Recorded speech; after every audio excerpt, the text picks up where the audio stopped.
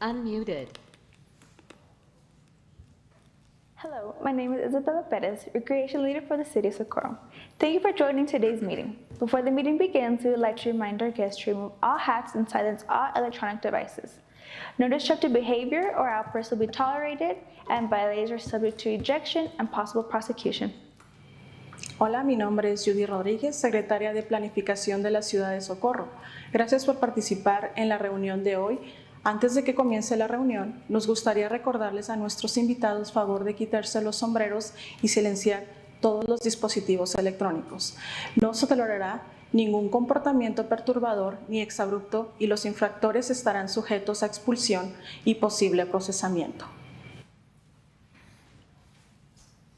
It is 6:03 p.m. This meeting is called to order. Item number 2, Pledge of Allegiance and a moment of silence led by Hilly Elementary School.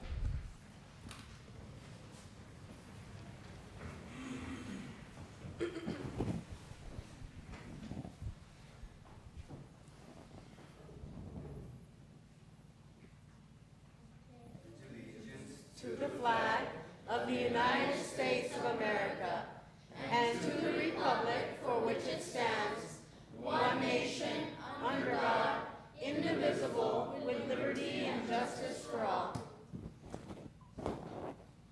Honor the Texas flag. I pledge allegiance to thee, Texas, one state under God, one and indivisible. Please stand.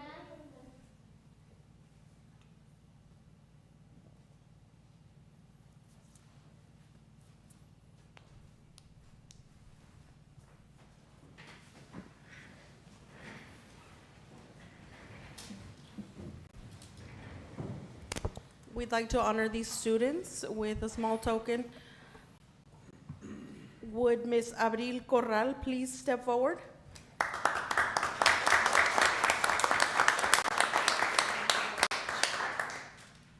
Ethan Munoz.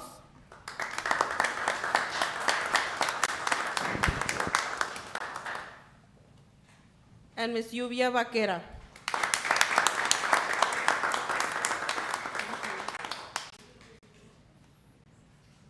Would you stand for pictures, please? At this time, any parents or teachers are invited to come up front so they can grab a photo. If we can also get their teacher in the photo, we would also appreciate that.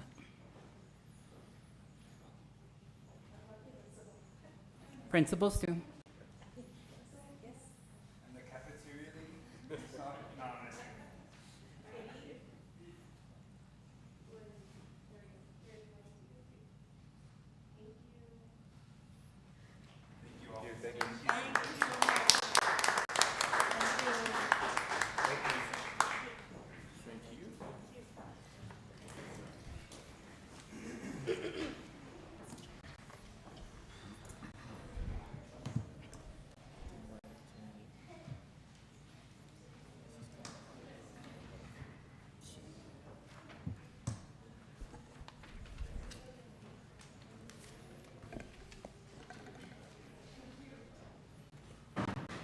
Just waiting for a moment for the students to exit.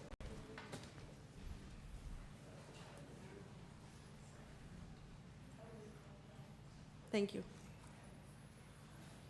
Item number 3, establishment of quorum. Taking roll for this meeting, Representative at Large Ruben Reyes. Yes. Representative for District 1, Cesar Nevares. Here. Representative for District 2, Alejandro Garcia. Here. Honorable Mayor Ivy Avalos. Here. Representative for District 3 and Mayor Pro Tem Rudy Cruz Jr. Present. Mayor District 4 Representative Ivan Colon Villalobos is absent for today's meeting. Thank you. We do have a quorum. Item number 4, public comment. Mayor, we do have 7 speakers. Mr. Frank Apodaca. Madam Mayor, I'd like Can we get you to come up to the front of the podium, sir? really don't need a microphone. Blow you out of the.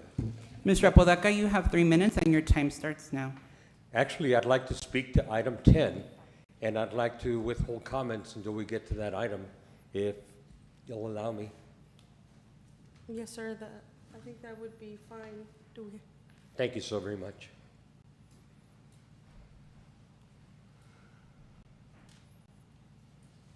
Pat Guardia.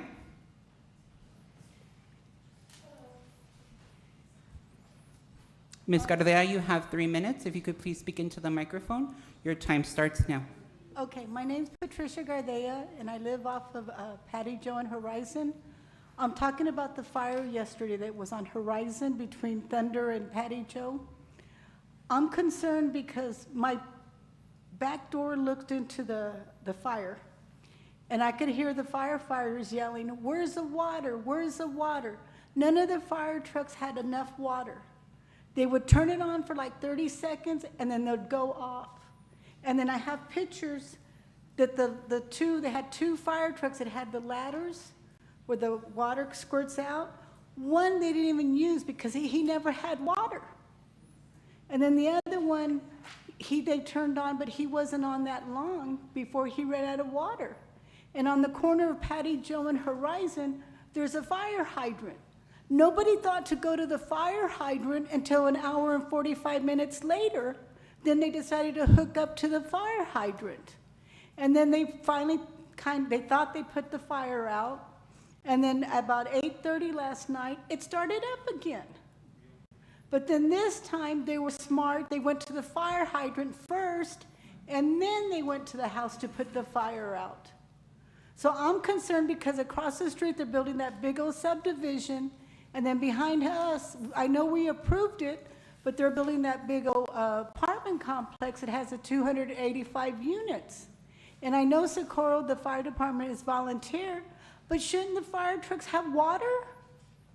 Because what happens, thank God there was a field, and there was no growth there, so the fire didn't spread. But what happens if it happens again? And then they had to bring fire trucks from Horizon and some fire trucks from El Paso. And it took them a long time to get the fire out. And then when they got the fire out, I understand they're volunteers, but they didn't stay around to make sure it was completely out. And that's why it started up again about 8:30 last night. So I'm just worried, and I got a bunch of pictures. So if you guys want the pictures, I have like 15 pictures.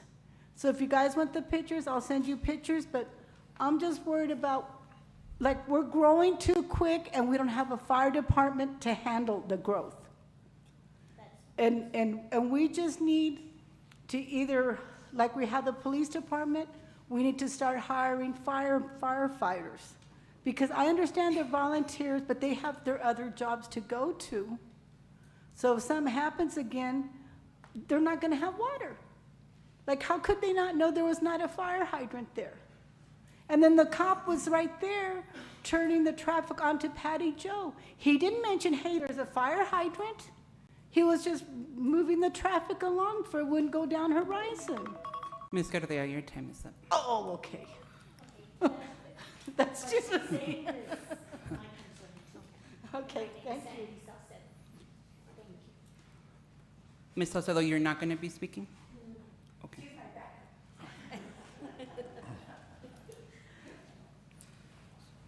Miriam Cruz.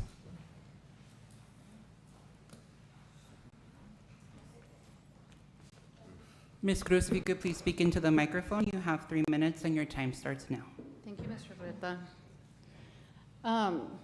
So I came back because I want to talk about what y'all passed last week and some things that y'all said about the fixed license plate readers. Chief Rojas said that I had a misconception of what it was. I don't have a misconception. I actually deal with this on a daily basis with my job. He also said, if this determines that there is a high number of stolen vehicles, meaning that he nor y'all have stated an actual reason why this is needed or required. We're just gonna see how it works out. Mr. Garcia said, well, we all carry cell phones. Wi-Fi, Big Brother, it's already here. As long as we're safe, you have nothing, as long as we're safe, it's fine. As long as you have nothing to hide, it's fine. It's not what the Fourth Amendment says. And each one of you swore an oath to uphold the U.S. Constitution, which includes the Fourth Amendment. The U.S. Constitution does not say, as long as you're safe, we're just gonna do whatever we want and look wherever we want. Maybe instead of having students say the Pledge of Allegiance, we can have them read the U.S. Constitution. Mr. Cruz said, and again, no relation to him, that under state law, this must be legal. We're just assuming now. I bring a concern, I think a very valid concern. I think some of y'all stated it, even the chief did. But instead of saying, let's do our research, let's do our homework, let's ask our attorney, let's bring it back up. No, we're just gonna assume. We're gonna assume that it's legal. You know, slavery was legal too. It was in this country. Did it make it right? Did it make it constitutional? So I think that instead of assuming things and saying, well, if it wasn't legal, we wouldn't be doing it, we should be asking the right questions. We should be having policies and procedures, because Mr. Cruz thought that only Socorro Police Department is going to have access to this. And then Chief Rojas immediately said, actually, we have to collaborate with other agencies. So which one is it? We don't even know. I have the Texas Department of Public Safety license plate reader user agreement, and it states that all shared data will be shared with participating local, state, and federal agencies. This has been an issue in immigrant communities. We are an immigrant community. ICE in other cities and states have used this information to go after immigrants. But we didn't think about that. Ms. Cruz, your time is up. Thank you. Margarita Perez.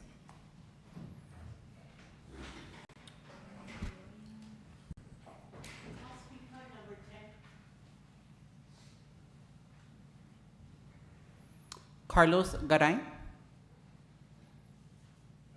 sign up for, I signed in, but Not to speak. Okay. Thank you, sir. Adrián Ontiveros. Okay, thank you. Mayor, those are all of our speakers. Thank you.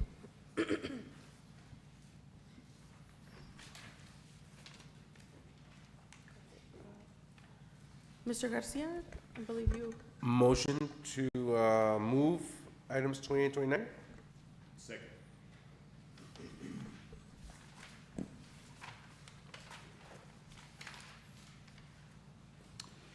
Representative at Large, Ruben Reyes. Yes. Representative for District 1, Cesar Nevares. Yes. Representative for District 2, Alejandro Garcia. Aye. Representative for District 3 and Mayor Pro Tem Rudy Cruz Jr. Aye. And Ms. Yvonne Colon Villalobos is absent. Motion carries.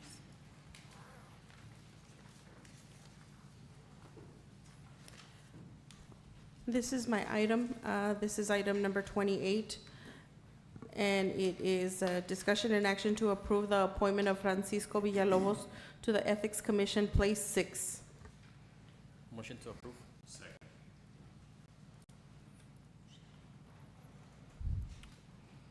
Representative at Large, Ruben Reyes. Yes. Representative for District 1, Cesar Nevares. Yes. Representative for District 2, Alejandro Garcia. Aye. Representative for District 3, Mayor Pro Tem Rudy Cruz Jr. Aye. And Ms. Colon Villalobos is absent. Thank you. Motion carries.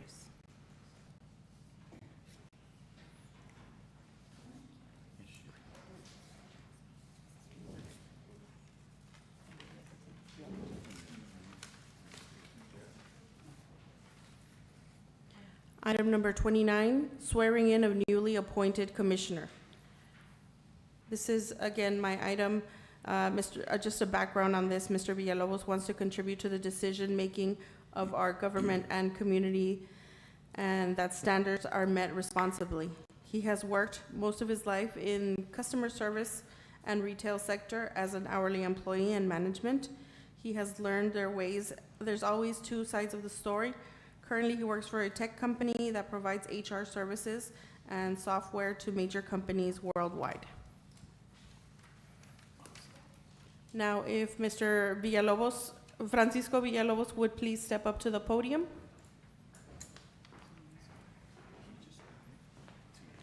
Hi, everybody.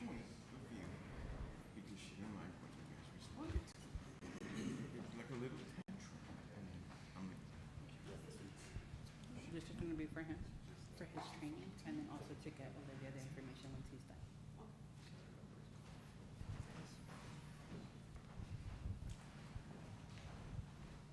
Hello, Mr. Villalobos, how are you today? Good, and yourself? Hi. Excited? Yes. All right.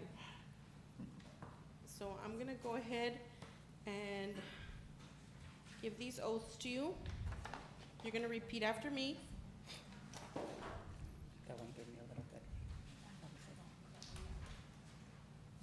I, Francisco Villalobos, I, Francisco Villalobos, do solemnly swear or affirm do solemnly swear and affirm that I have not directly that I have not directly or indirectly paid, or indirectly paid, offered, offered, promised to pay, promised to pay, contributed, contributed, or promised to contribute or promised to contribute any money or thing of value, any money or thing of value, or promised any public or promised any public or employment or employment as reward as reward to secure my appointment, to secure my appointment or confirmation thereof. or confirmation thereof.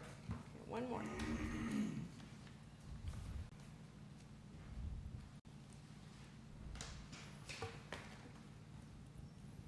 I, Francisco Villalobos, I, Francisco Villalobos, do solemnly swear or affirm do solemnly swear and affirm that I will faithfully execute that I will faithfully execute the duties of the office the duties of the office of the Ethics Commission of the Ethics Commission of the City of Socorro, Texas, of the City of Socorro, Texas, and will to the best of my ability and will to the best of my ability preserve, preserve, protect, protect, and defend the Constitution and defend the Constitution and laws of the United States and laws of the United States and of this state. and of this state.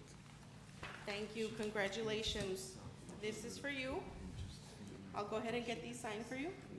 And that just is for your training, and you can talk to Miss Olivia about that, Okay. okay? Okay. All right, Thank you. thank you very much.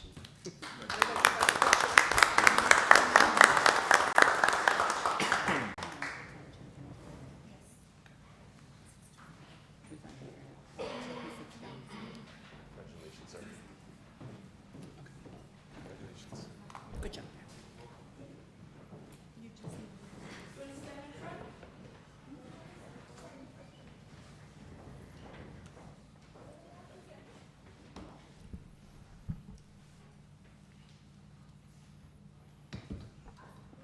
Thank you.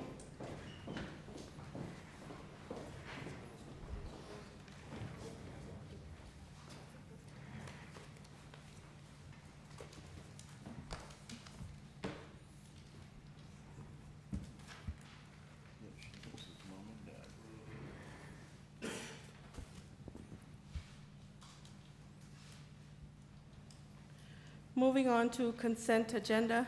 Do we have a motion? Motion to consent agenda. Second. Motion to approve by Cesar Nevares, seconded by Alejandro Garcia. Taking the vote, Representative at Large, Ruben Reyes. Yes. Representative for District 1, Cesar Nevares. Yes. Representative for District 2, Alejandro Garcia. Aye. Representative for District 3, and our Mayor Pro Tem, Rody Cruz Jr. Aye. And Ms. Yvonne Colon Villalobos is absent. Motion carries. Thank you. Moving on to regular agenda, public hearing and ordinances. Item number 10, public hearing of an ordinance approving the proposed amendment to the City of Socorro's master plan and rezoning of Block 2, Track 6 and 6A, Socorro Grant located at 11051 North Loop Drive, Socorro, Texas, from A1 agricultural to ICMUD industrial commercial mixed-use developments to allow for enclosed manufacturing, warehouses, compounding, assembling, or treatment of articles.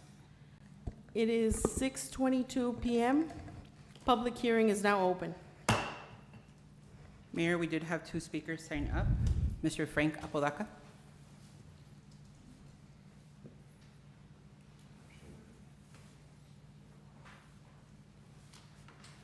Good evening, Mayor, council members. Thank you very much for the opportunity to speak here before you. Our property lies right across the street from the proposed area that is proposing here for rezoning. The property has been in our family for well over 150 years. I am here to humbly request that you oppose and vote no on this proposal. The infrastructure is sorely lacking in this area. It is a nightmare to try and get onto North Loop in the mornings as we're leaving our neighborhood for work, and you take your life into your own hands as you're trying to get off North Loop because there's no turning lane back into our neighborhood. The infrastructure just isn't there, and I'm certainly not one that does not support growth. I was part of the city council that reactivated the government back in 1986 and served through 1992. The issues at hand were water and lack of controlled growth. And I don't believe that this proposal is in support of good growth and smart growth for this city. So I would currently and humbly request that you oppose this proposal. Please don't rezone it. Thank you very much.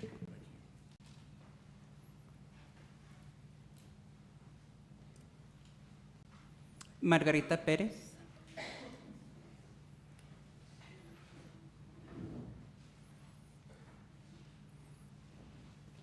Ms. Perez, if you could please speak into the microphone, and your time starts now. Good evening, Mayor and Council. I have lived in that area for over 40 years, District 1, and I go through Clem's almost every day to get my mail. The infrastructure is not there. You cannot go to North Loop through either one of the access roads right on Clem's on North Loop. It's horrible. When you plan, you need to plan for us that have lived here for so long, not for the people that are coming in to put money in their pockets. There's a lot of growth in the back of that property. There's over 700 acres that are vacant. So if this goes through, you know that in a heartbeat, the other people that have vacant land are gonna start to sell. We are full already of houses. We are full of the logistics, parks, and that is just going out of control. I'm not opposed to growth, but if you're gonna plan, you better plan for the roads to be good for the people that already live here. Thank you so much. Mayor, those are all the speakers that signed up. Would anyone else from the public like to speak? Sir, can you please state your name into the microphone for the record? Yes, Jorge Ascarte with CA Group. Mr. Escarate, your time starts now. Sure. We're the applicants, so I'm here to, if y'all have any questions that regarding to our rezoning request, I'm here to answer any questions that the council may have. So I'm not sure if that's within my 3 minutes, but I just want to state that for the record that I'm here to answer any questions that y'all may have. Thank you. That would be in our, the next item, Okay, thank you. the second reading and adoption. Thank you. Thank you. Anybody else that would like to speak?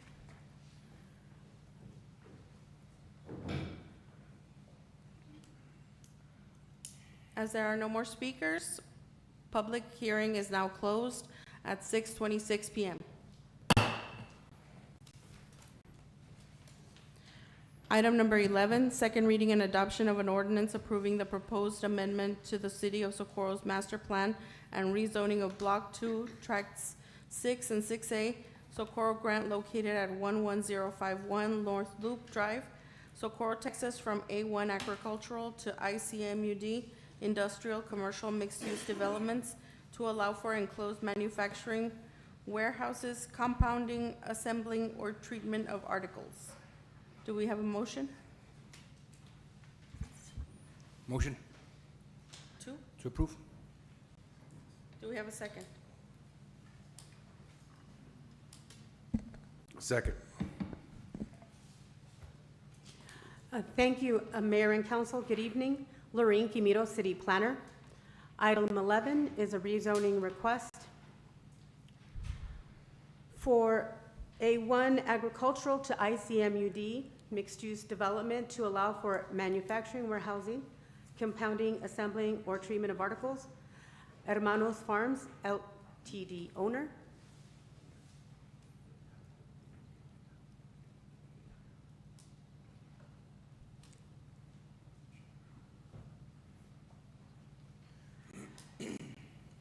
Again, the property is zoned A1 agricultural. It is just under 100 acres in size, located at 11051 North Loop Drive. The proposed land use is for warehousing, as mentioned, and the future land use map designates the area as agricultural. Planning and zoning staff recommended denial to the Planning and Zoning Commission. Planning and Zoning Commission voted for a denial at their meeting on May 16th of 2023. Since that meeting in May, the Hermanos Farms applicant, Mr. Stubbs, has worked with his consultant to address many of the issues and concerns that were brought up at the Planning and Zoning Commission meeting. They have submitted the missing traffic impact analysis report. It includes traffic configuration along North Loop to address traffic concerns. They submitted the amended site plan. It shows aligning of trees to help buffer the to serve as a buffer around the development and include and retain some of the agricultural feel of the area. And it also includes a 30-foot right-of-way dedication along North Loop. Now, these proposed changes to North Loop are not final. They would need to be coordinated through TxDOT. And as some of you may be aware, TxDOT is currently conducting a feasibility study of North Loop from Horizon to San Elizario. Fabens, thank you. And that next public meeting is going to be Tuesday at Robert Rojas Elementary. With the submission of all of these items, planning staff changes their recommendation to approval. The next slide is the location map. The property is about a mile south of the Horizon North Loop intersection. It is zoned A1 with agricultural zoning to the east and west, residential to the north, and a mix of residential and some light commercial to the south. The next slide is an aerial, photographs taken of the property from North Loop looking south, and then on the bottom photograph looking north.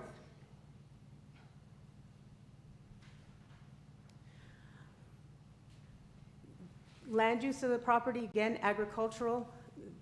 The property to the west is also agricultural, residential uses to the north and south, and vacant lots as well to the south and east.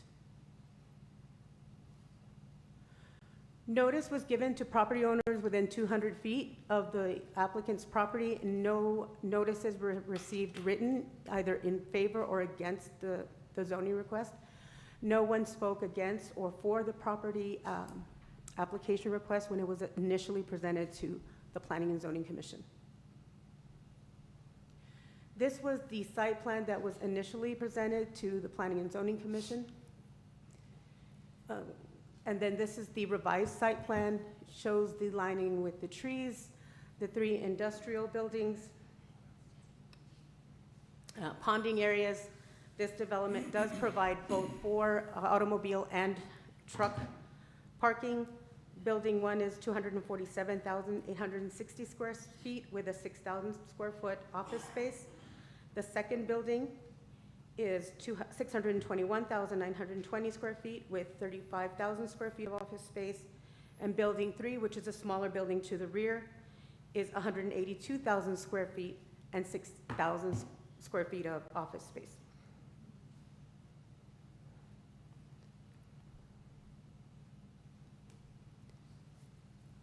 Just a couple of notes from the traffic impact analysis. The level of service does drop down to E with the projected built-out 2025 from D. And then you can see in the bottom slide the increases in projected increase in traffic. Peak hours, 727 vehicles to 815. Northbound, PM, 600 to 717. That might say 500, I apologize. And then southbound, 313 to 513. And in the PM, 852 to 970. The traffic impact analysis also shows the configuration as proposed to help alleviate the through traffic. That was a concern during the planning and zoning meeting, that the infrastructure is not there to sustain this type level of traffic. They are at this segment of North Loop, just 2 lanes of traffic, one north, one south. With this configuration, they would be providing turning lanes and deceleration lanes onto their property. This is all within the existing right-of-way, but the applicant did offer that he would be willing to provide additional right-of-way from the west property, as he is owner of both, again, the property that we are looking at and is being requested for rezoning, and the property across North Loop. In summary, the request is for rezoning from A1 agricultural to ICMUD to allow for enclosed manufacturing warehouses, compounding, assembly, and treatment of articles. With that, staff can answer any questions, and as Mr. Azcarate mentioned earlier, he is the applicant's representative and can answer any questions as well. Mr. Garcia? Jim, I have a question. When we let's say not approve this and deny it per se, will it happen? We'll go into what happened with the ETJ a couple months back, where if we approve it or not approve it, it still goes through. No, this isn't in the ETJs. So these are two different things. Zoning is separate and has separate considerations than plating. Mm-hmm. Plating is detailed in the Texas zoning code as to our ability to decline, approve, very set requirements for us to consider when approving or denying a plat request. Zoning has different set of requirements and basically outlined in our comprehensive plan. As long as we have a comprehensive plan that outlines what we base our decisions on, it's up to the city council and your decision on zoning requests.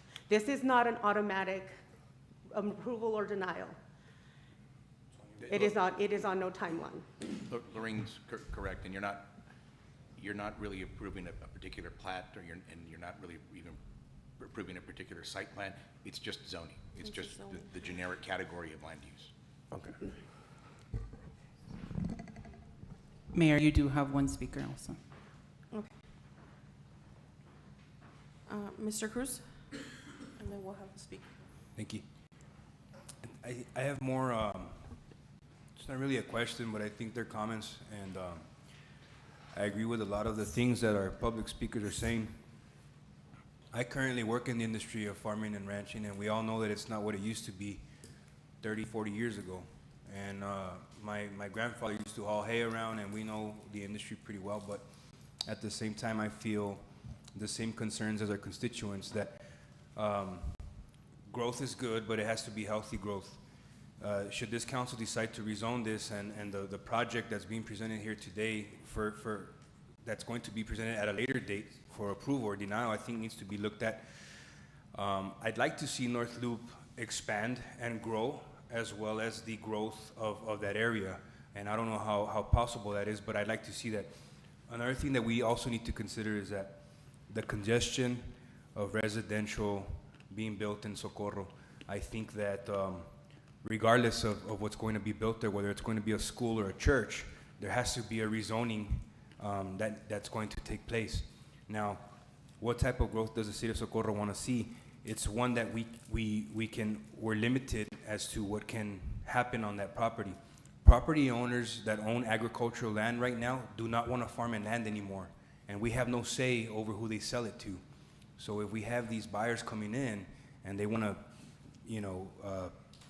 put a warehousing unit there, it has to be under the conditions of the city and constituents alongside the ordinances and policies. Now, what I'm looking at and what I'd like everyone else to take into consideration that on 100 acres, I don't know how many homes can be built, but I'm sure it's quite a few. I think it's maybe 500 homes on the amount of acreage that's there. Now, you multiply 1.5 cars times each home, and that's quite a bit of congestion on that road, North Loop. Now, you look at the commercial, and I don't think is as much as we'll see with the residential. Another thing that I also want everyone to consider, if they build residential in those 100 acres, that means we have to hire more police officers. That means we have to hire more public works, and we have a lot more to maintain. Now, if commercial comes in, they're responsible for all of that. That's something that the city doesn't have to look at either. Tax revenue really isn't important to me right now. All I'd like to see is healthy growth, but I'd like to see the road grow as healthy as the growth there. What I like is the barrier of trees or the buffer that's been created by the original plan. And you're not going to just see the building from the roadway, you're going to see the trees and stuff like that. But those are the things that I'm considering before casting my vote. Other than that, I'd like the applicant to come up to the podium and present some numbers or maybe some statistical information that might help us understand better the progression of the rezoning here. Thank you, Mr. Cruz. 1 second. I'm Victor, sorry. was that our speaker? No, ma'am, you have Frank Apodaca who signed up to speak, and then Ms. Rescarate is the applicant. Okay. Can we have the speaker first, please? Yes, Mayor. Frank Apodaca. Mr. Apodaca, if you could please speak into the microphone, and I will start your time now. Will do. Thanks again for allowing me to speak on this issue again. As I mentioned before, I'm not anti-growth.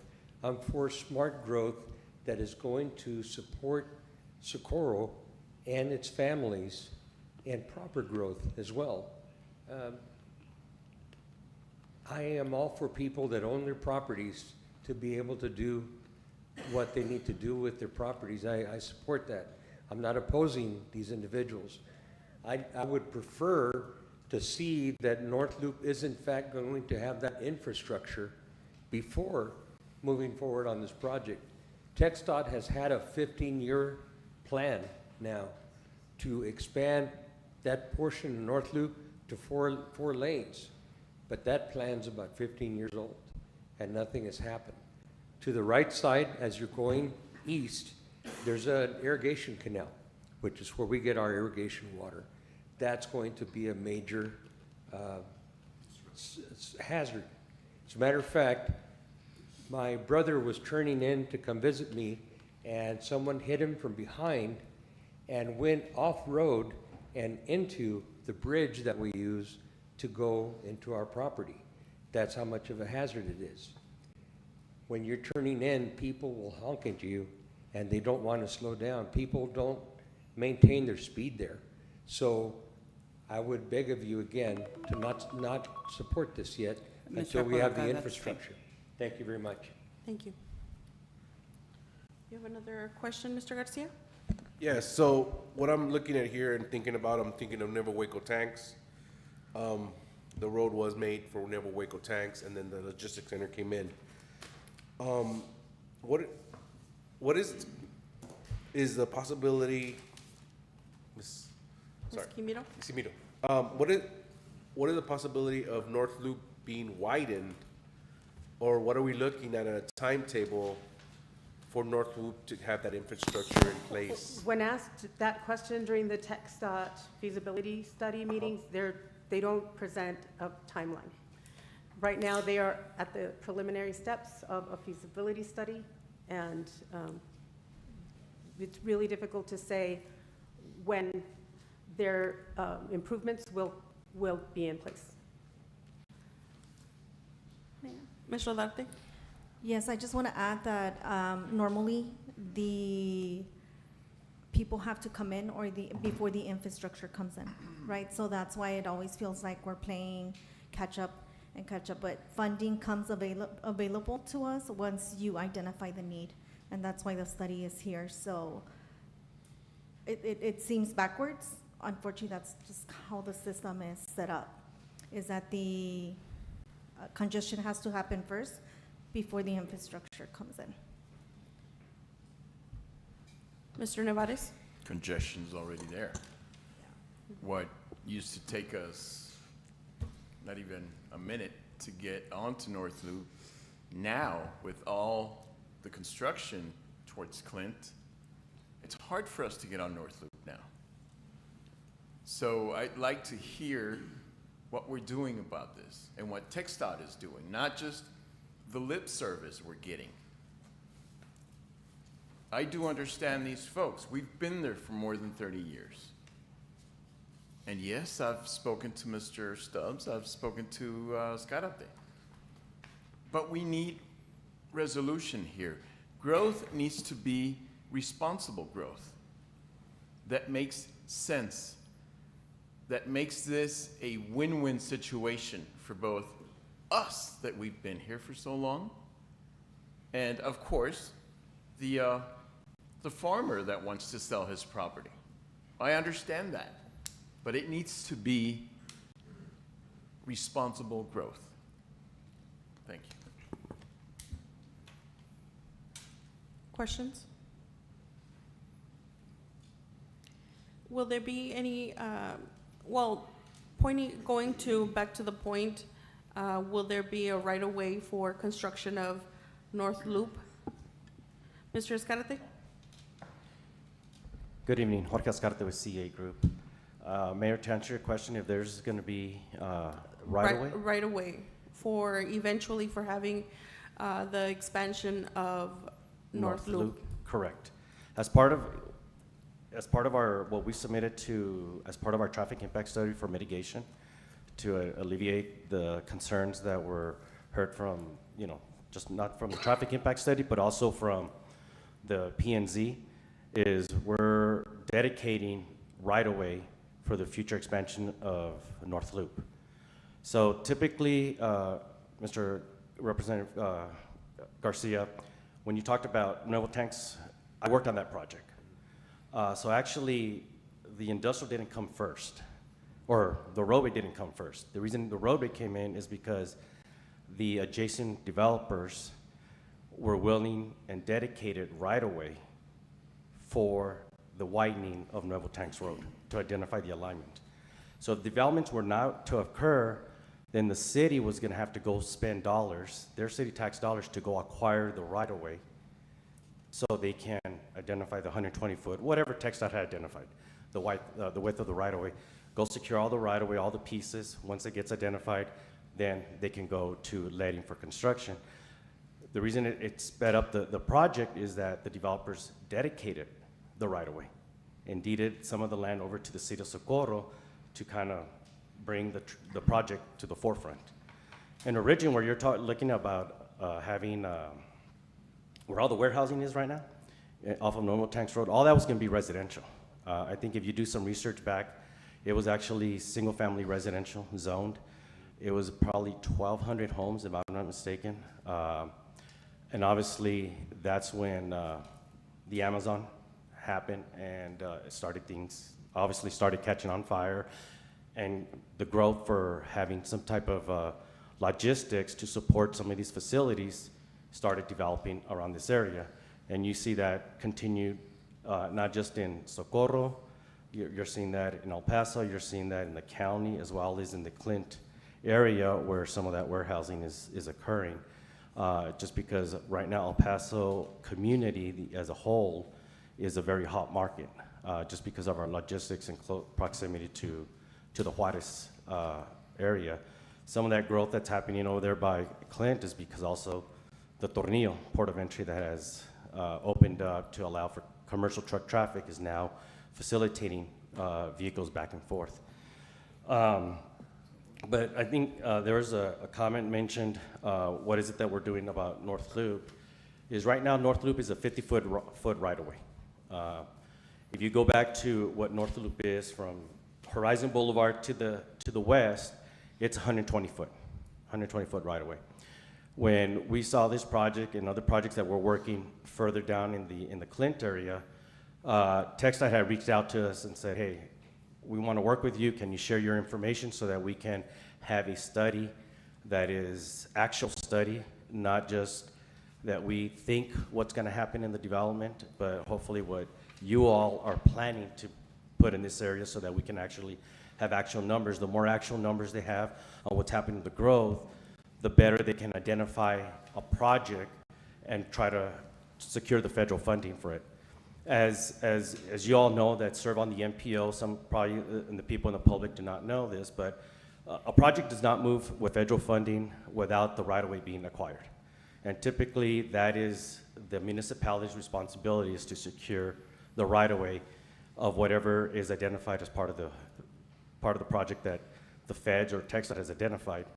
So as part of this project that we're looking at is, we're looking at also dedicating additional right-of-way. So if this project rezoning moves forward favorably, as we proceed with the dedication or the subdivision plat for the project, we're going to be dedicating land to the city of Socorro. So whenever the North Loop project does come, hopefully, to fruition, and TxDOT comes and asks City of Socorro, where's your matching funds? Where's your right-of-way acquisition?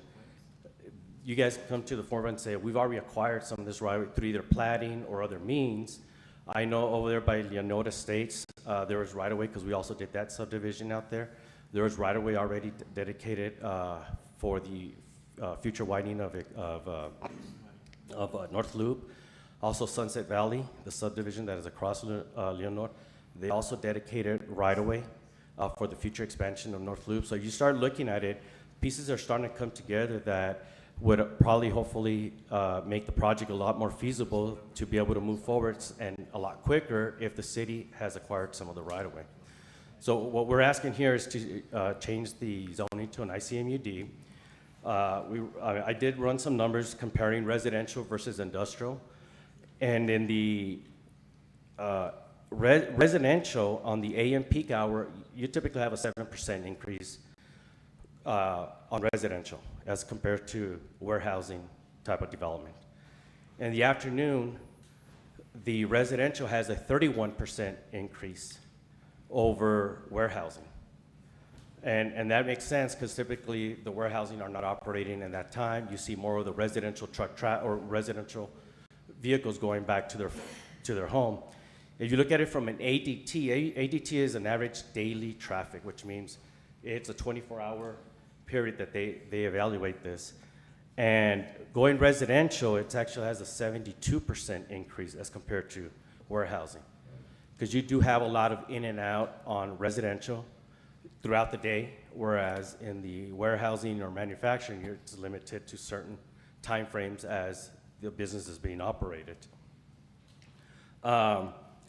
As part of our mitigation and our traffic impact study that we submitted, what we're trying to do and what we're proposing to do as part of this mitigation, if the zoning does go forward, is create what we call a left turn lane for the frontage of this property.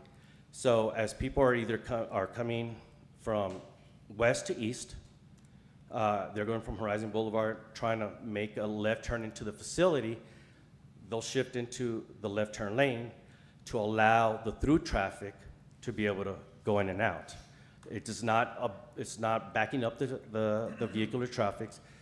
Whatever vehicles, either if it's employee or trucks or whatever, that are going to turn into the facility, they get into this left turn lane. Coming from the other direction, coming from east to west, we're proposing is a deceleration lane. Again, as they're getting close to the approach of the facility, they get into this deceleration lane to be able to turn right into the facility to allow the through traffic to be able to go through without having any type of backup as people are trying to turn in and out. In addition is dedicate, I think Ms. Quimero said 30 feet, and I think it's going to be 35 feet because TxDOT is looking at 120-foot right-of-way. Right now, it's a 50-foot right-of-way, so if you do 70 and 70 on each, 35 on each side, that would be 170 feet plus the 50, it's 120 feet. In addition, Mr. Stubbs owns the property right across it.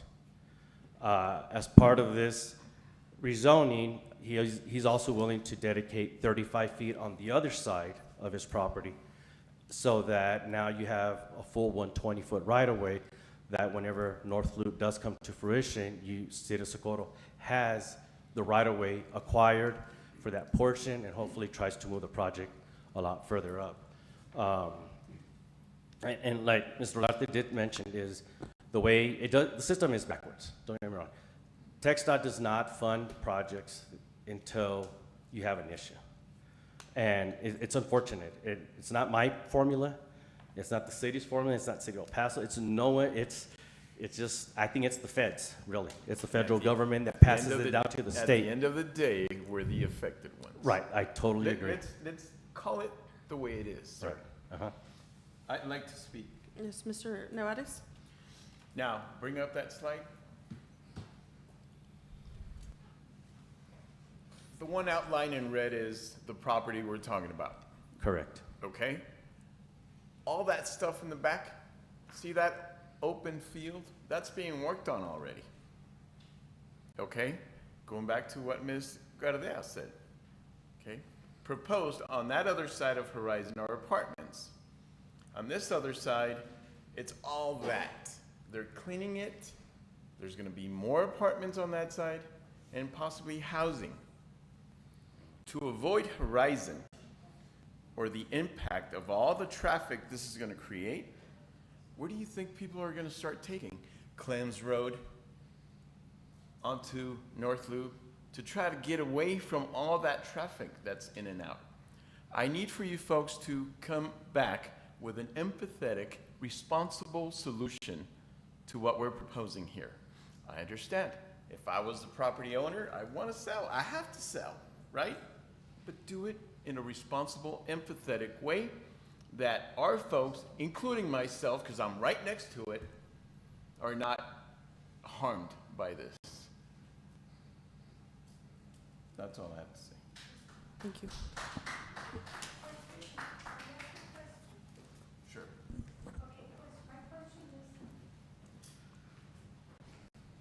Patricia Gardea again. We have to, I'm sorry, suspend the rules for her? Yes, I So motion to it's someone- suspend the rules to allow Second? Ms. Gardea to Do we speak. have a second? Motion to suspend the rules made by District 1, Cesar Nevares, seconded by Alejandro Garcia. Taking the vote, Rep. at Large, Ruben Reyes. Yes. District 1 Representative Cesar Nevares. Yes. District 2 Representative Alejandro Garcia. Aye. District 3 Representative Mayor Pro Tem Rudy Cruz Jr. And Ms. Yvonne Colon Villalobos is absent. Motion carries. Okay, my question is, I don't live anywhere by where you guys do, but my question is, they're talking about the traffic buildup, but they're talking about cars. They're not talking about the 18-wheelers. So that's gonna make it a lot worse. And then Horizon, North Loop is only 2 lanes. And I live off the corner of Patty Joe and Horizon, and I have a problem getting out of my street. And for the last 5 years, we've been asking for a stoplight. And TxDOT, I don't know what they think of, they don't put the counting, the cord counting on Horizon, they put it on Patty Joe. So they say, there's not enough traffic to put a stoplight. So I don't want that to happen to you guys, because you're gonna have to ask for a stoplight, and who knows how long it's gonna take TxDOT to figure out we're gonna make it a 4-lane, because it's always been a 2-lane. And like I said, I don't want you guys to have the problem that we're having. And like I said, they're talking about the traffic consideration, but what about the 18-wheelers? Sure, you could put trees around the warehouse to make it look beautiful, but you're gonna get a butt-faced driver that's gonna go around and turn on the Jake brake because he's coming down a straight line and he has to turn the Jake brake on, acting like he's going down a hill, and he's gonna make noise, and they're gonna piss in a jar and throw the jar out in the street. So they gotta take that in consideration, because the truck drivers, some of them don't care and some of them are butt faces, because we work for a trucking company and we know how they are. So you guys have to keep on fighting and take into consideration, because you gotta make sure about tech stops, because like I said, we've been asking for a stoplight, and on the corner of Patty Joe and Horizon, we keep on having accidents. So I just want to let you guys know, and I'm sorry, but you're talking about cars, you're not talking about trucks. And that makes a completely big difference. Thank you. Thank you. Mr. Cruz? So as we value everybody's comments and concerns, I'd like to invite the public on Tuesday, February the 4th, I believe it is. 6th. There's going to be a meeting held at Robert Rojas Elementary School located on Bowman Street. We need everybody from Socorro to attend these meetings, because it seems like we're arguing against the developers and the engineers who are just trying to do their job, but at the end of the day, we want to build the Socorro that you all want. And the stronger that we are and the louder our voices at these tech stop meetings, they seem to move faster and quicker on these. The thing is that they don't hear us. We can shout all we want in this room here tonight, but unless we're in that room with TxDOT and all of those engineers, things aren't gonna get moving along. I've sat with TxDOT in their office. I'm only one person. I need everybody's voice from Socorro to go out there and be heard and say, hey, listen, we've been waiting long enough. We need this to get done. But at the same time, right now we're not voting on the project. We're just voting on the rezoning. And like I mentioned,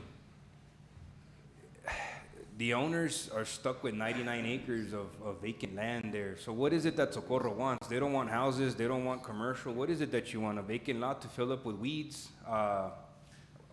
We don't know. There has to be something. At the end of the day, that land's going to get developed. Right now, Socorro, the city of Socorro, does not have a real estate or a property arm that they can go out there and purchase the land. The city of Socorro doesn't own much land. We're not rich in land. All the vacant properties that you see out there, they're owned by private owners.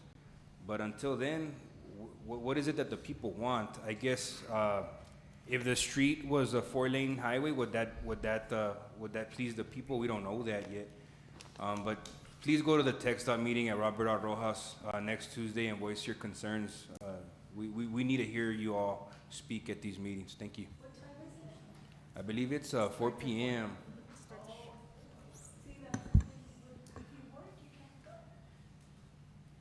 Can we suspend the rules for Ms. Margie? 4 to 7. 4 to 7, yeah, I'm sorry. Yes, ma'am. Mr. Cruz, can I speak very quickly? Yes, We the gotta items are suspend the suspended. We have to suspend the rules for Motion to Ms. suspend the Margie. rules. Second. Oh, 1 second, please. Motion made to suspend the rules by District 3 Mayor Pro Tem Rudy Cruz, seconded by Cesar Nevares. Taking the vote, Rep. at Large Ruben Reyes. Yes. District 1, Cesar Nevares. Yes. District 2, Alejandro Garcia. Aye. District 3, Rudy Cruz Jr. Aye. And Ms. Ivan Colon Villalobos is absent. Motion passes. Ms. Perez, will you please proceed to the podium and speak into the mic? We're not against, we understand that the developers and the owners of properties, they're gonna, they wanna sell.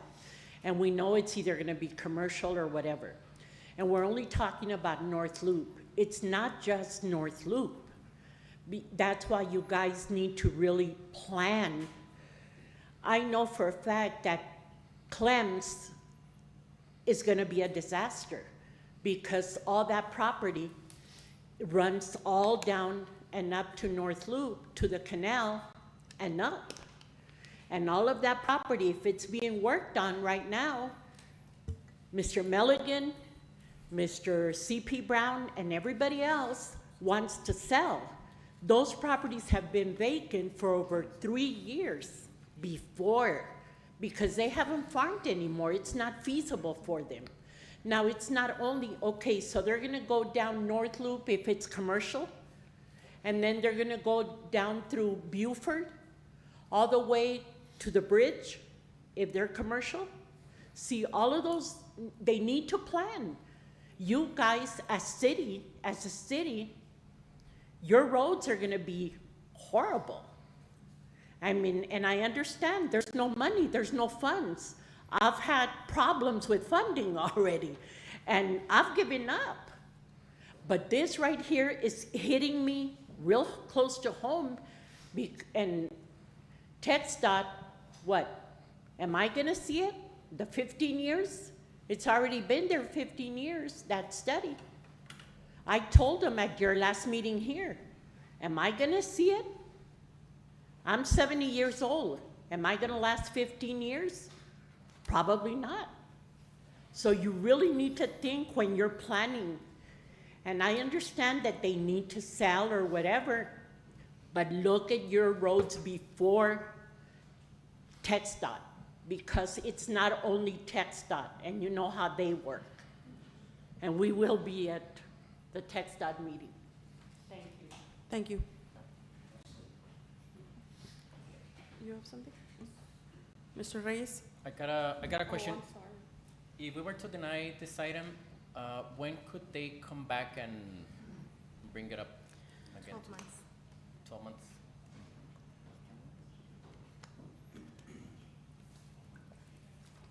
Mr. Garcia? So, my question is to everybody involved is, Mr. Nevares just said an empathetic plan, because it's not our area. I don't travel that often. I would like to know what an empathetic plan would look like for all our citizens here in the city, because it's true. I mean, we don't know. That's not our area. So what I want to know is, what does an empathetic plan look like, so we can maybe ask for that and see what we go with this, because it's going to happen, but we just want to make sure that we're all on board on this. So my question to everybody, whoever wants to answer, what does an empathetic plan look like?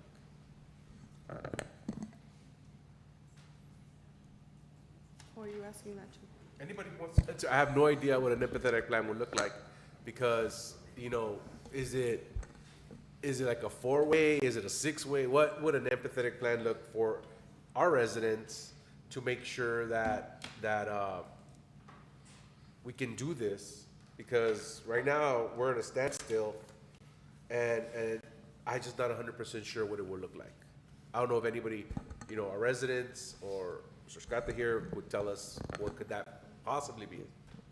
Actually, Councilman Garcia, I'm actually posing the same question. I'm clueless on what type of plan, I guess, the city wants us to develop or to produce to move forward. So it'd be great if someone can explain what is it that they really want, so that we can hopefully demonstrate that and try to move forward. Thank you. Okay, so just a reminder, it is a zoning, it's a rezoning. Okay, so that's what you're going to be voting on today, is the rezoning. Any other questions before? Mr. Olarte? A comment? Would you, I'm sorry, your name, sir?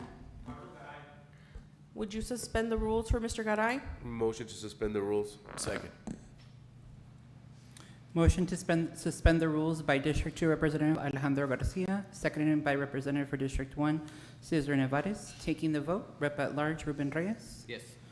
Representative for District 1, Cesar Nevares. Yes. Representative for District 2, Alejandro Garcia. Aye. Representative for District 3, and Mayor Pro Tem Rudy Cruz Jr., and Ivan Colombia Lobos is absent. Mr. Garay, can you please stand at the podium and speak into the microphone?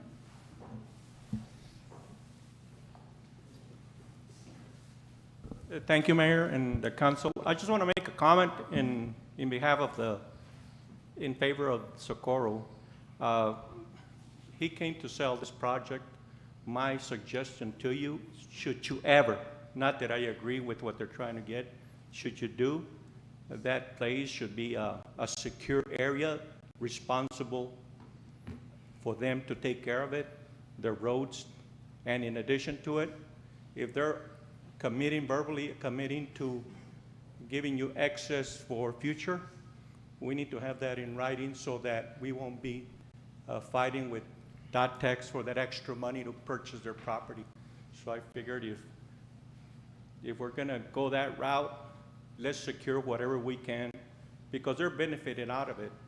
You know, they pay less taxes on 99 acres than I pay on my 4 acres and a home. So I don't know, it used to be that they used to go back so many years and pay the difference between farmland and the zoning. I don't know what it is now, but you need to look into that if it's gonna benefit the city of Socorro. Thank you. Okay, Mr. Cruz? Yeah, just want to close out with the last comment here. Again, we're only voting on the rezoning, and I think that there's a lot of stipulations that this council can take once the project or future planned project on that area becomes available. We can say that we want designated truck routes. You are not to travel from here to here. You are not to travel from here to here. You will take these roads and you will exit this way and enter this way into our city. Another good thing that I think we should look at, as these are not city streets that these tractor trailers will be traveling on, they are state highways. Therefore, the state of Texas is going to be responsible for maintaining these roadways when they do get damaged or whatever. North Loop is a Texas highway as well as Horizon. So the Texas Department of, or TxDOT, I'm sorry, will be responsible for the maintenance of all these streets here. Therefore, the city is not responsible.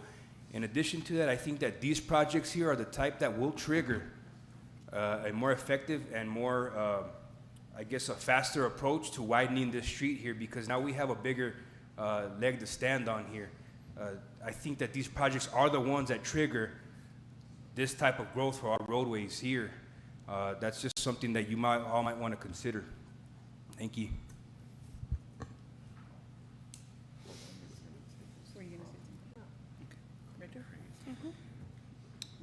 Just for reflection, the motion that I have is to approve. Motion was made by Mr. Cruz, seconded by Mr. Alejandro Garcia. I'll be taking the vote now. Rep at large, Ruben Reyes. No. Representative for District 1, Cesar Nevares. Abstained.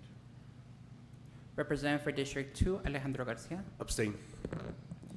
Representative for District 3 and Mayor Pro Tem Rudy Cruz Jr. Aye. And Ivan Colon Villalobos is absent. Abstain. The motion. 1 no, 2 abstain, 1 yes, and 1 absent. Your motion dies.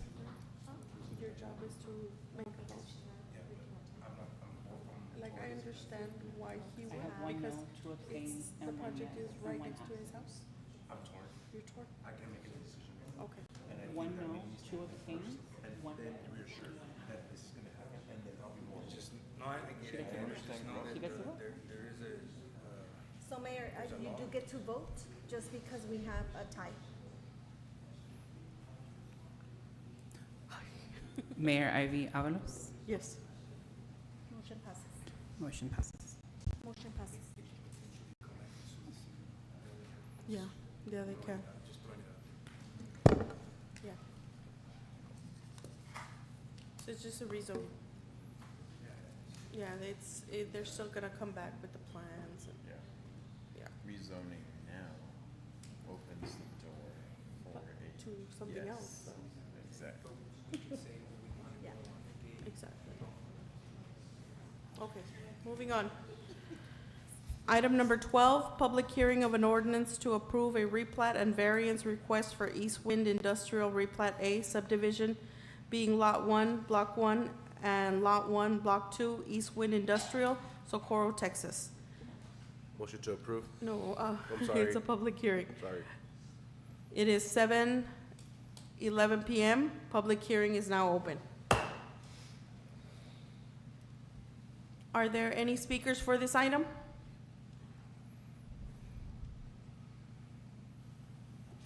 Did anybody sign up?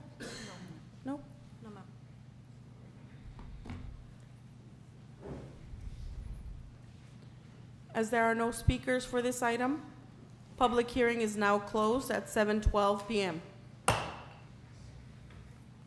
Item number 13, second reading and adoption of an ordinance to approve a replat and variance request for East Wind Industrial Replat A, subdivision being Lot 1, Block 1, and Lot 1, Block 2, East Wind Industrial, Socorro, Texas.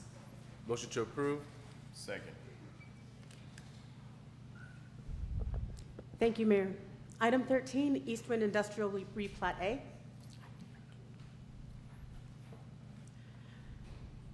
Subdivision replat and variance request.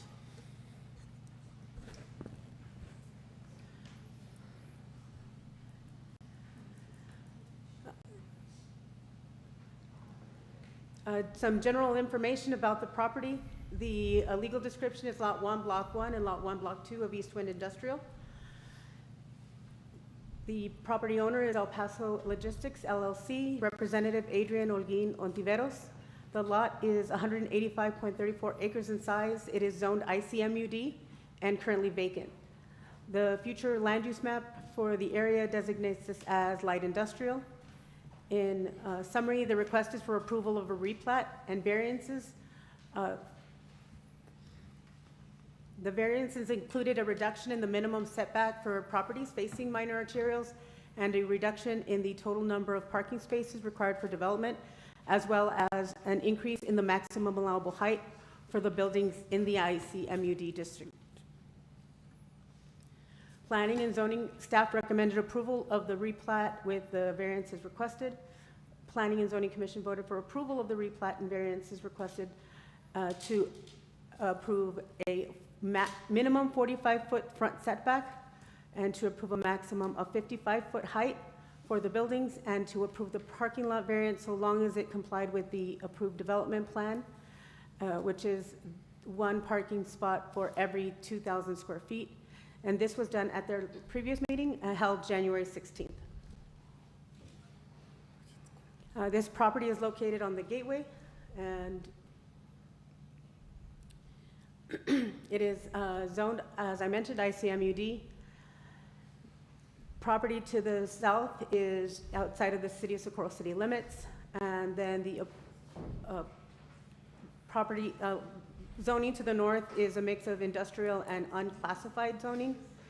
So there is no zoning for those areas in gray, with some C2 commercial to the east. These are photographs of the location from the gateway.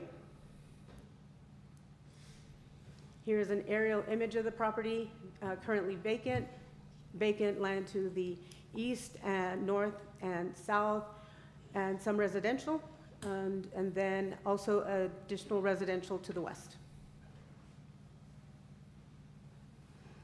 The Eastwind Industrial site was previously approved by City Council. This is the master plan. It depicted 3 buildings on the east, on the north side of the plat, with Eastwind Industrial right-of-way being situated through the length of the property. So in the initial plat, they were proposing just the 2 lots, and with this replat, they are proposing to split the lot into 3 with the 3 industrial buildings. They have changed orientation, but are smaller. They are not changing the overall traffic configuration of the area, as the only public right-of-way is Eastwind going through the two sides of the development.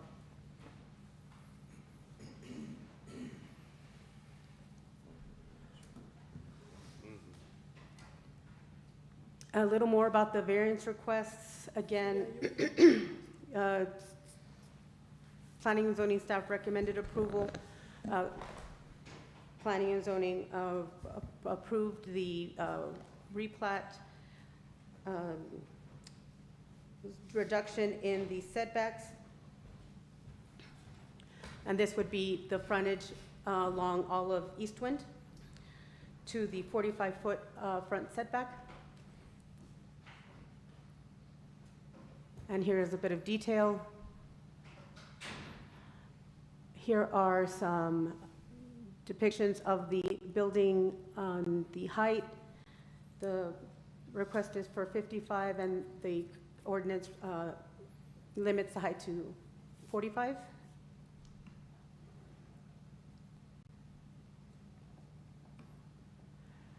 With that, again, the request is for approval of a replat and variances requested for Eastwood Industrial Replat A. With that, staff can answer any questions, and the applicant's representative is in attendance to answer any questions as well. You have questions? No? I have a motion to approve made by Representative for District 2, Alejandro Garcia, seconded by District 1, Cesar Nevares. I'll be taking the motion and the vote, sorry. Representative at Large Ruben Reyes. Yes. Representative for District 1, Cesar Nevares is absent. Representative for District 2, Alejandro Garcia. Aye. Representative for District 3 and Mayor Pro Tem Rudy Cruz Jr. Aye. And Representative for District 4, Ivan Colon Villalobos is absent. Motion carries. Item number 14, public hearing of an ordinance approving a final plat for Horizon subdivision being a portion of Tract 24E, Block 9, Socorro Grant, Socorro, Texas. It is 7:18 p.m. Public hearing is now open.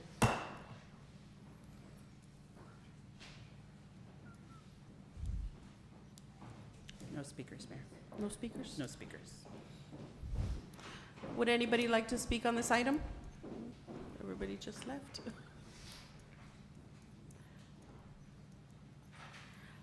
As there are no speakers, public hearing is now closed at 7:19 p.m.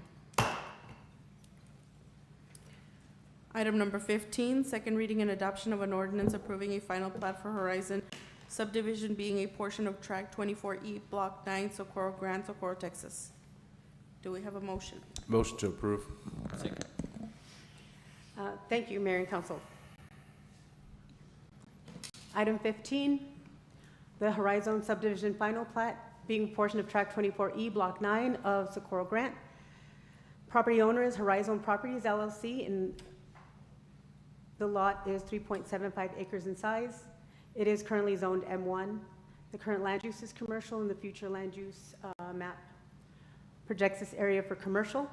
In summary, the request again is for a final plat approval of Horizon subdivision. Planning and zoning staff recommends approval of the final plat. The preliminary plat was approved by the Planning and Zoning Commission on November the 21st of last year, and the final plat was approved January 16th of this year. The property is located on Horizon Boulevard, just west of the intersection of Horizon and Alameda. It is zoned M1. It is separated and by a ponding area. The zoning across the north is a mix of commercial and special use and residential. The zoning to the south and west is largely residential, single family with some mixed medium density residential. These are photographs taken of the property. On top, you see the property as taken from Alameda, and on the bottom photograph, it's the property, the picture of the property taken from Horizon Boulevard. An aerial photograph shows that the property is currently being used as commercial. A trucking company. The small triangle is shaped to the right is vacant. There is, again, the mix of commercial residential uses to the north and largely residential to the south and west.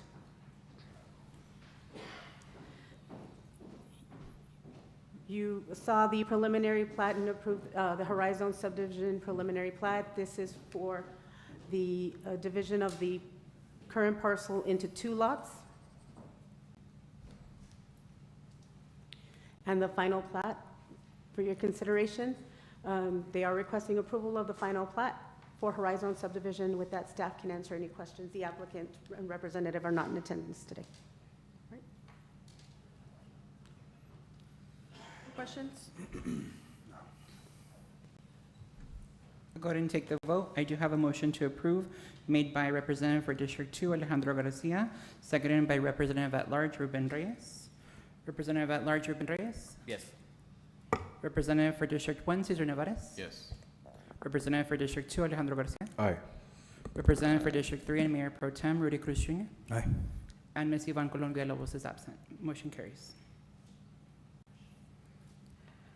Item number 16, public hearing of an ordinance approving a final plat resubmission for Socorro Logistics Center Unit 2, being all of Tract 8, 9, 10A, and 11C, and a portion of Tract 10A1 and 11C1, Block 5, Socorro Grant, Socorro, Texas. It is 7:22 p.m. Public hearing is now open.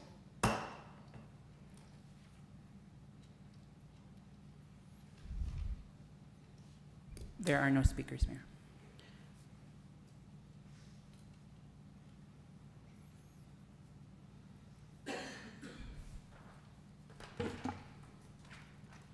As there are no speakers, public hearing is now closed at 7:23 p.m.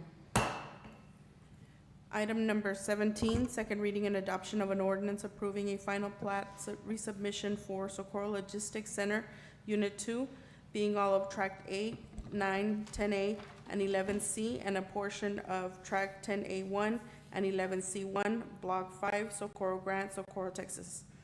Motion to approve. Second. Thank you. Item 17, Socorro Logistics Center, Unit 2, resubmission of the final plat. The legal description for this property is being all of tracts 8, 9, 10A, and 11C, and a portion of tract 10A1, 11C1, a Socorro Grant. The property owner is Hunt Eastlake Industrial and Socorro Logistics Land, LLC. Their representative is Jorge Grajeda, CEA. The lot size is 60.74 acres. The zoning is ICMUD, industrial mixed-use development. The current land use is vacant. The future land use for the area is commercial, single-family residential, a medium-density residential. And again, in summary, the request is for approval of a final plat resubmission for the Socorro Logistics Center Unit 2. The Socorro Logistics Center Unit 2 subdivision final plat was approved by City Council at their December 1st meeting, December 1st, 2022. The Planning and Zoning staff currently recommend approval of the Socorro Logistics Center Unit 2 final replat resubmission. The Planning and Zoning Commission voted for approval at their January 16th meeting. The property is located within the Socorro Logistics Industrial Complex, located off of Nuevo Hueco Tanks Boulevard. It is zoned ICMUD, and the photographs depicted in this slide show the property from Socorro Logistics Lane. The aerial image shows the vacant lot and the adjacent industrial buildings under construction. Those are largely all built currently. Area to the north, land use is vacant.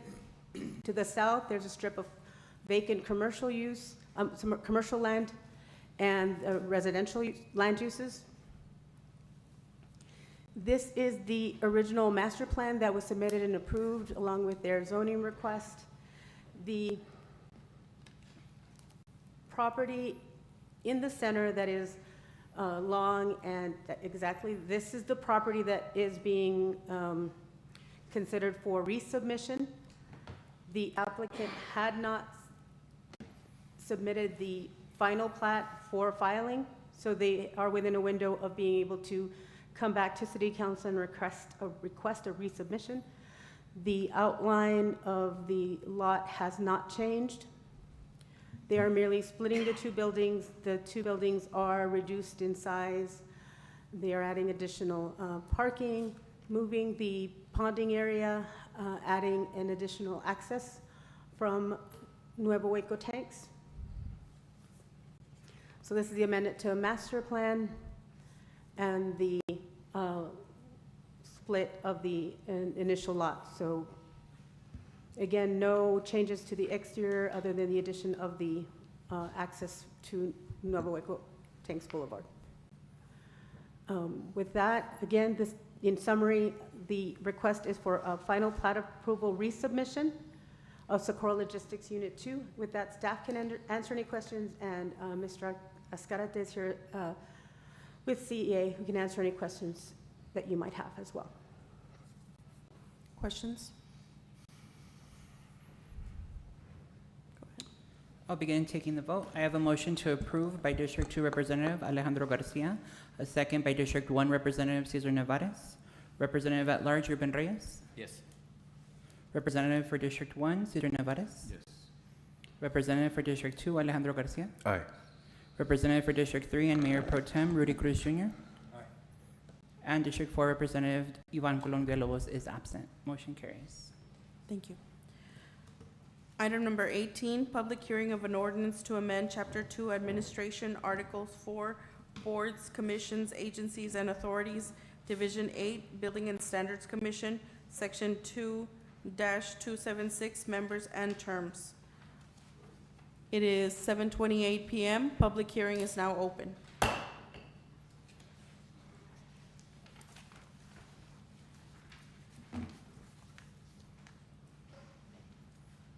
Mayor, there are no speakers.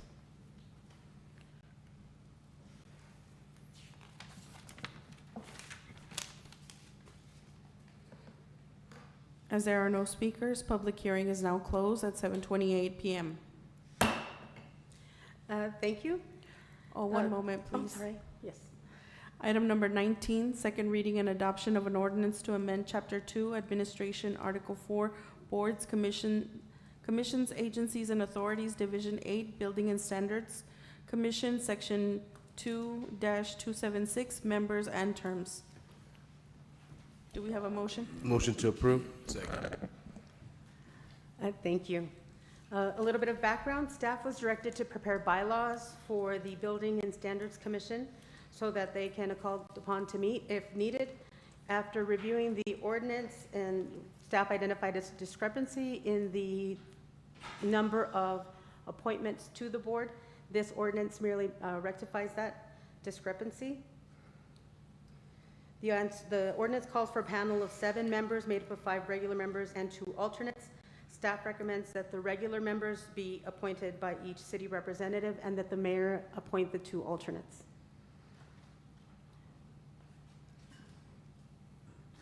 With that, staff can answer any questions. And also, I understand there are some vacancies on the Building and Standards Commission.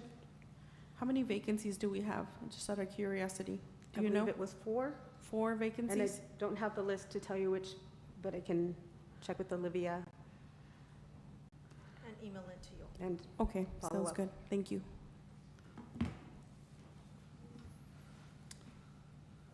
I have a motion to approve made by District 2 Representative Alejandro Garcia, seconded by District 1 Representative Cesar Nevares. I'll go ahead and take the vote. Representative at Large Ruben Reyes is absent. Representative for District 1 Cesar Nevares. Yes. Representative for District 2 Alejandro Garcia. Aye. Representative for District 3 and Mayor Pro Tem Rudy Cruz Jr. Aye. And District 4 Representative Ivan Colon Villalobos is absent. Motion carries. Item number 20, public hearing of an ordinance of the City of Socorro, Texas, adopting an amended ordinance 186 of the Civil Service Commission for the City of Socorro, Texas, amendment number 6. It is 7:31 PM. Public hearing is now open.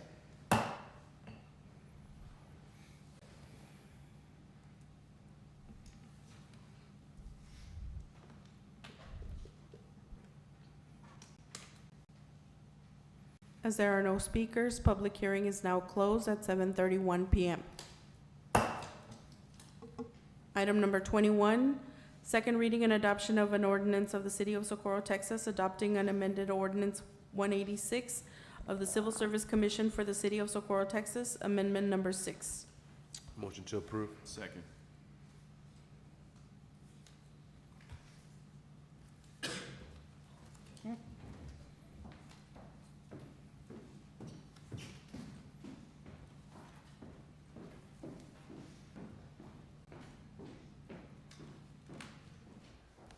Good evening, Mayor and Council. This item is to approve the amendment to Ordinance 186, Amendment Number 5, to align with the item discussed and approved on the November 2nd meeting regarding PD personnel. The amendment is to Section 15, Special Provision Item K, page 24, and Section 19, Resignation A, B, C, and D, page 27.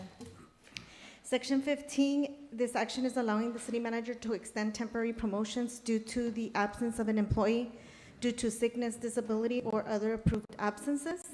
Section 19, resignation item. This action allows the city manager to approve or deny the rescission of an employee's resignation. Staff recommends approval, and civil service approved on January 17th of 2024. I'm here to answer any questions that you might have. Questions? Yeah, I have one. Mr. Cruz? So for the rescinding of, I guess a potential resignation, yeah. Who had that authority before? We didn't, so it stated that the rescind of the resignation was not allowed. That's why I had to come on November Before to ask council Okay. for an exclusion of that, and that's why we're rectifying to make sure that we were able to do that on a case-to-case basis. Thank you. Any other questions? I have a motion to approve made by Representative for District 2, Alejandro Garcia, seconded by Representative for District 1, Cesar Nevares. Taking the vote. Representative at Large, Ruben Reyes. Yes. Representative for District 1, Cesar Nevares. Yes. Representative for District 2, Alejandro Garcia. Aye. Representative for District 3 and Mayor Pro Tem Rudy Cruz Jr. Aye. And your District 4 Representative Ivan Colon Villalobos is absent. Motion carries. Moving on to Grants Department, item number 22, discussion and action to approve a foreign trade zone distribution site operator agreement with Pilot Air Freight LLC. Motion to approve. Second. Good afternoon, Mayor and Council. Alejandra Valadez, City Development Director. We are requesting your approval for this site operator agreement. As you recall, the City of Socorro has obtained a grant of authority from the U.S. Foreign Trade Zone Board and is authorized to establish, operate, and maintain FTZ number 302. In order to expedite and encourage foreign commerce in Socorro and the El Paso region, the City of Socorro will designate Pilot Air Freight LLC as a designated distribution site operator.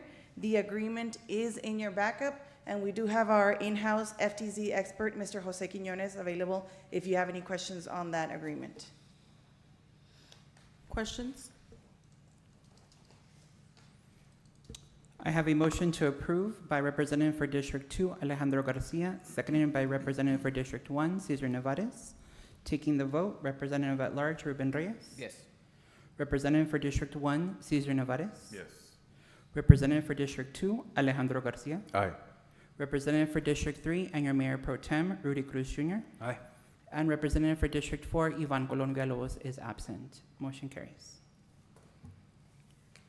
Item number 23, discussion and action to approve an interlocal agreement between the City of El Paso, Texas, and the City of Socorro, Texas, for assistance and cooperation in the Leadership Steering Committee for the Regional Climate Initiative.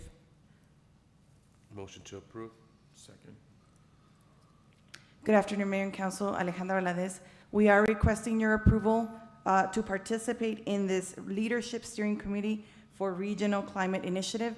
This committee is being led by the City of El Paso as the committee administrator, but it does involve a group of local entities that are coming together to put together a regional climate action plan. The EPA has released a notice of funding opportunity that is going to infuse our communities with millions of dollars. In order to gain access to those dollars, this region does have to put together a climate action plan. Within that climate action plan, and as a participant of this community, the City of Socorro will propose several projects that are not only a priority to our community, but also help meet some of those EPA climate pollution reduction goals. As an example, the City of Socorro is going to propose, and actually we did submit, the Paso Norte Trail as one of the proposed projects because we are providing an alternate mode of transportation that is not dependent on motor vehicles, and therefore, if we get more people to bike or walk to work, we're going to see some CO2 emission reductions. And so those are the type of projects that we're going to be submitting into this plan. The projects that are incorporated into that plan then become eligible to apply for implementation funding dollars. Questions? I have one. Mr. Cruz? Will you be the committee member? for Yes, the right city? now, I'm the point of contact, but if anybody would like to attend those meetings, they're very technical. You mean boring? Yes. Ready? I do have a motion to approve made by Representative District 2, Alejandro Garcia, seconded by Representative for District 1, Cesar Nevares. Taking the vote, Representative at Large, Ruben Reyes. Yes. Representative for District 1, Cesar Nevares. Yes. Representative for District 2, Alejandro Garcia. Aye. Representative for District 3 and your Mayor Pro Tem, Rudy Cruz Jr. Aye. And Representative for District 4, Ivan Colon Villalobos is absent. Motion carries. Item number 24, discussion and action to approve a letter of support for El Paso County's FY24 raise grant application for the Bob Hope Drive project. Motion to approve. Second. Good afternoon, Mayor and Council. Alejandra Valadez. We are requesting your approval to provide a letter of support to the El Paso County for their FY24 raise grant application. They are proposing an extension to Bob Hope. The city of Socorro is also submitting 3 grant applications to the same program. However, we have also requested letters of support from the county for our project as well, our 3 projects. So we don't see that as, there's no reason why we can't support each other's projects so long as the county is also supporting Socorro's projects in our applications for the same program. Questions? Mr. Comment. Reyes? Does the county see the same support as Socorro's seen for their projects? They're supporting 4 projects? Yes, so far, over the past 6 months, we have requested letters of support from the county, and they have provided letters of support to us for our projects. Most recently, the Paso Norte Trail project that was awarded funding from the Texas Transportation Commission. We did get a letter of support from the county and our county commissioner as well. Thank you. Any other questions? Mayor, we do have a motion to approve made by Representative for District 2, Alejandro Garcia, seconded by Representative for District 1, Cesar Nevares. Taking the vote, Representative at Large, Ruben Reyes. Yes. Representative for District 1, Cesar Nevares. Yes. Representative for District 2, Alejandro Garcia. Aye.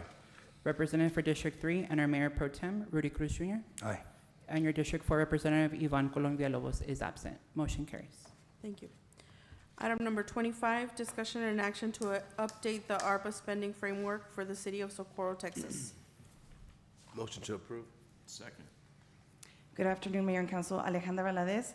We are requesting your approval on updates to the ARPA spending framework. Just to give you a brief history of the ARPA program, the city of Socorro did approve an ARPA spending framework back in October 28th, 2021. Since then, we have brought this exact framework back to you all, always tracking the changes that we make along the way. This spending framework is a living document. As projects are completed or updated, we bring this ARPA spending framework back to City Council. To prepare this update, we did meet with all department heads, all project directors that have an assigned ARPA project. We did look at expenditures. We also met with our finance department. And so the changes requested do reflect our actual expenditures, existing conditions that impact our ability to complete the projects, and the staff capacity to be able to complete the projects. Today, we are presenting the overall framework with the proposed changes, but we will be presenting each of these projects in detail with the details of what has been spent down for each project and what milestones have been completed at the next council meeting.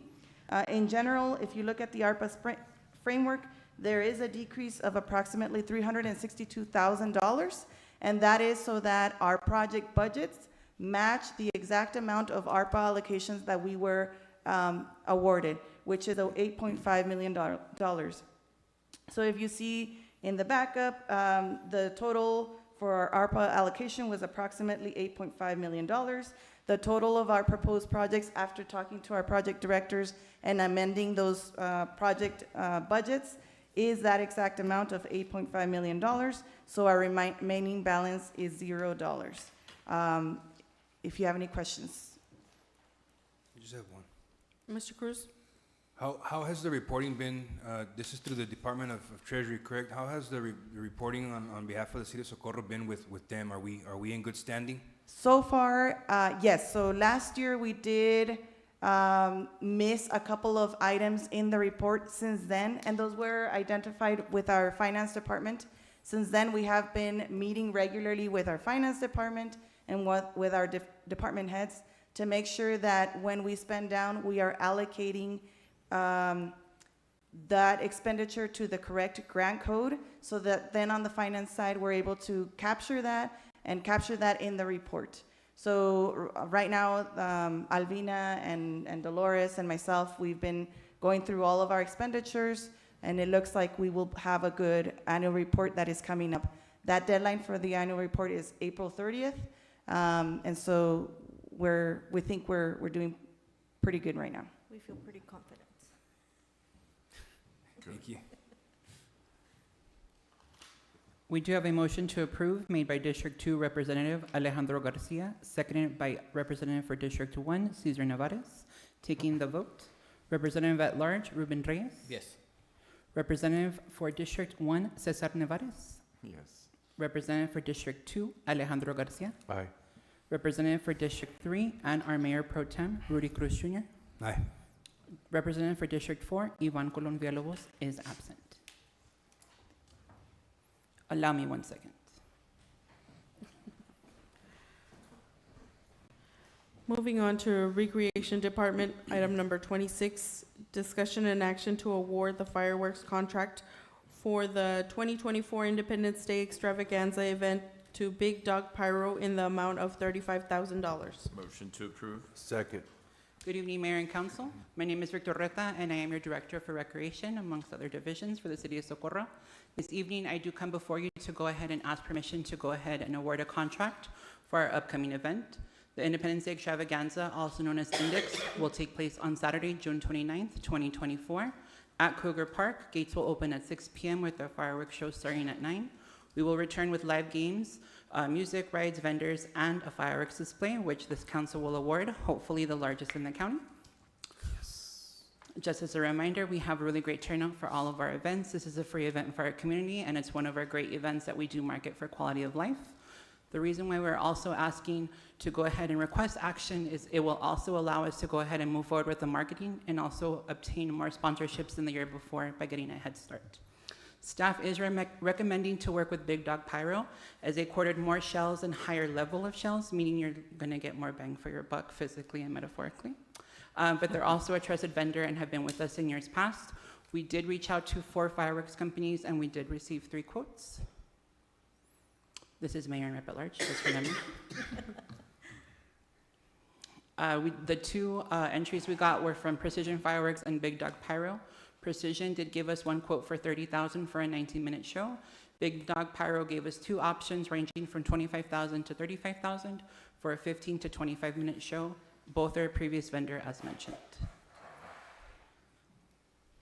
We will also have pyrotechnics at the event as well. And that is the end of my presentation. I am available to answer any questions you might have. Mr. Reyes? I got a more of a comment. I know that last year, as soon as the fireworks were done, to finish the fireworks, everybody started leaving. And I know that previous years we were holding back and we were turning them on a little bit later on. You said they're gonna start at 9. Mm-hmm. Could we move them a little bit later to 10 to give them another hour for people to continue shopping? I believe Ms. Rodarte raised her hand. Yes, Ms. Yes, Rodarte? so yes, we can. However, you do have parents that are asking what time are the fireworks, because at 9 o'clock either they're falling asleep and they need to leave beforehand. And that is the reason why we've asked to move them up, because we're really there for the children. Right. But We need it's- to make if it council- family friendly. 9:30. But if council wishes to push it out, but it's 10 o'clock is, yeah, kids are tired, they've been playing all day, it's hot, you know, but it's really up to council. But that's the reasoning of why we pushed it back, because we did get a lot of concerns from, inquiries from parents of why so late. What we can do if council wishes is to add some kind of activity or event continuing after the fireworks to retain the vendors that are adults that want to stay and enjoy the festivities, they can. I think that would be a better idea, to have maybe the music, because the music was going on and then it just stopped and then everybody left. So maybe have the music another hour for the parents or the adults that were there, and then everybody can take off. Of course. I think that would be a better plan. It's up to you guys. Yeah, that's true. Oh, that's true. What did he say? I'm sorry. But we're paying our employees to stay for another hour, including Right. cleanup. So that's something we gotta take into consideration. Have them come 1 hour later.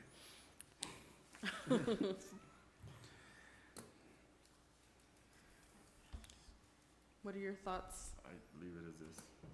Leave it as is? Yeah. Okay. I have one question for Mr. Reta. Mr. Cruz? What would you like to see at the event? I know that you're highly involved in coordinating this. What would you like to see different?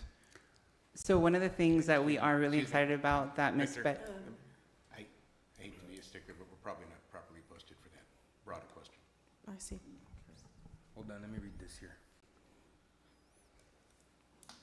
This is just to award the contract. correct. Okay, For pyro.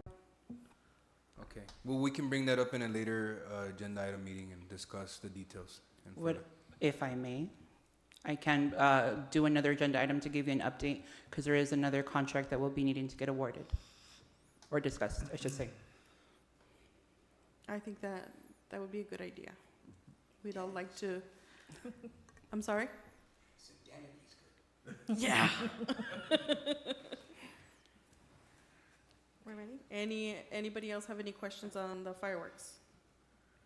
Well, we can't ask any questions, we just gotta. No, you can ask questions on the fireworks. You just can't ask. Can you any- provide a demonstration here tonight on what to expect? I actually applied to get my pyrotechnics license, but I was denied. I think Esteban wanted to field that question. I think we need to go home. Yeah, okay, all right. Ready? No more questions. Go ahead. Okay. So we have a motion to approve by Cesar Nevares and second by Alejandro Garcia. Going to take the vote. At-large Representative Ruben Reyes. Yes. District 1 Representative Cesar Nevares. Yes. District 2 Representative Alejandro Garcia. Aye. District 3 Representative Mayor Pro Tem Rudy Cruz Jr. Aye. And District 4 Representative Yvonne Colombia Lobos is absent. Motion carries. Thank you. Thank you.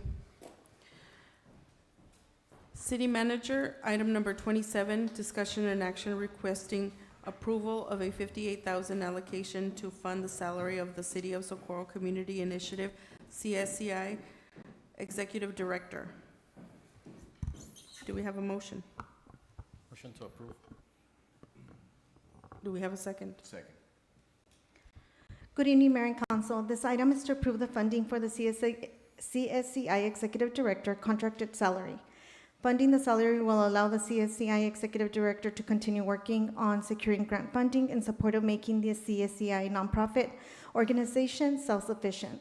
Furthermore, organizational self-sufficiency will allow for the CSCI to pursue value-added grant-funded activities for the City of Socorro in the areas of art, history, and wellness. Staff recommends approval of this agenda item with the following stipulations. City Administration requesting increased oversight in relation to current and pending grant submissions and activities until the CSCI is self-sustained. This would require a monthly meeting with staff and quarterly reports to City Council. This would be to verify that we are aligning with the strategic plan and we're not duplicating efforts. We also believe that the support of the City of Socorro is vital and crucial for these applications, as the funding will be utilized on our property facilities. There are a couple of grants that have been requested that the city has questions on, such as the Save America Treasures and the Hunt Foundation. If awarded, the City Council would be on the hook to complete these projects, one of the important reasons why we would like increased oversight and coordination. Do you all have any questions? Mr. Garcia? Ms. Rodarte, who was paying the salary before this? I'm sorry? Who was paying their salary? The City of Socorro has paid, Has this always- is the second year. Okay. So, so we're allocated for this, right? Correct. And so, what grants have been secured through this position? So at this time, we do have the Andrew Mellon Foundation that was approved, the $750,000 for the museum, and that's the reason why we hired the executive director. She is now in the works of applying for different grants and pending award. She does have a couple of scholarships to attend some type of trainings, to visit some museums, to go out there and expose the museum in order to bring funding to that project. And what is the difference between her and our Alejandra? So the CSCI was created, the nonprofit, because the nonprofit can go after funding that is different that the City of Socorro can't fund. So we can't go after some type of funding that the nonprofit can. Okay. But we have a strategic plan that we all need to align together because we all have the same goal. That's the reason why they were created, is to make sure that they support our projects and assist us in funding where funding we can't go after. Okay, thank you. Any other questions? I do have a motion to approve made by Representative at Large Ruben Reyes, seconded by Representative for District 1, Cesar Nevares. Taking the motion. Representative at Large Ruben Reyes. Yes. Representative for District 1, Cesar Nevares. Yes. Representative for District 2, Alejandro Garcia. Aye. Representative for District 3, and our Mayor Pro Tem, Rudy Cruz Jr. Aye. And your representative for District 4, Ivan Colom Villalobos, is absent. Motion carries.